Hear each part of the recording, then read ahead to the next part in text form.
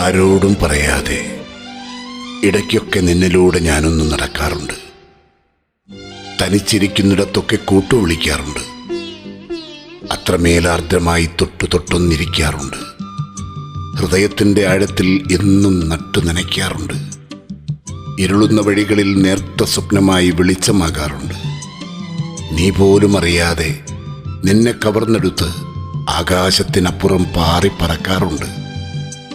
കുഞ്ഞു കുഞ്ഞു മഴത്തുള്ളികളായി പെയ്ത് നിന്നെ നനയിക്കാറുണ്ട്. ആരും കാണാതെ ആരും അറിയാതെ ജീവശ്വാസം പോലെ ചേർത്തു വയ്ക്കാൻ നീ പോലും അറിയാതെ നീയുണ്ടാവുമെന്നിൽ, ഓർമ്മയായി, നിഴലായി, എൻ്റെ മാത്രം സുന്ദര സ്വപ്നമായി. ശ്രുതി വൈശാഖിൻ്റെ കവിത.